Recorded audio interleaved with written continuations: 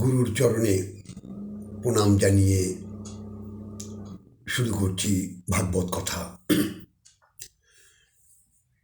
আজকে আমরা শ্রবণ করব জপ, অর্থাৎ এই যে আমরা দীক্ষা নেবার পরে যে শিক্ষা গ্রহণ করি, শিক্ষা মালা জপ করি, সেই জপ শব্দের অর্থ কী আর সেই জপ করলে কি হয় সেটাই আলোচ্য বিষয়।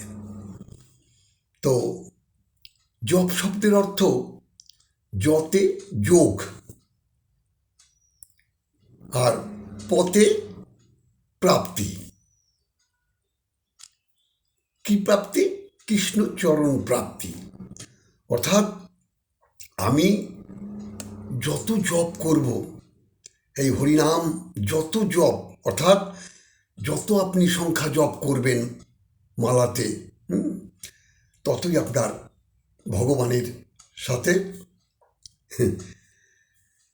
সম্বন্ধ হবে, অর্থাৎ ভগবানের সাথে প্লাস হতে থাকবে। হ্যাঁ, তো ভগবানের সাথে সংযোগ করতে গেলে এই জপ কলিযুগে একমাত্র প্রধান লক্ষ্য। অর্থাৎ আপনাকে কারো কাছে যেতে হবে না, এটা করলে কি হবে, ওটা করলে কি হয়, ওটা করলে, এই সমস্ত বিভিন্ন জন বিভিন্ন মত আপনাকে দেবে, আপনি কার কথা শুনবেন? তো এই জপ করুন, জপ করতে করতে আপনি নিজেই হরিবল আর শাস্ত্রের কথা শুনুন, ভাগবতের কথা শুনুন, গীতা ভাগবতের কথা শ্রবণ করলেই দেখবেন আপনার আর সাথে এই মালা নিয়ে আপনি জপ করুন। তো জপের এমন শক্তি, আপনি জপ করে দেখুন না, দেখুন ভগবানের সাথে আপনার একটা সম্পর্ক হয়ে যাবে। তাই বলছে না, সম্বন্ধ লইয়া কৃষ্ণ ভজে, কৃষ্ণ নাহি তারে ত্যাজে, আর সব মরে অকারণ।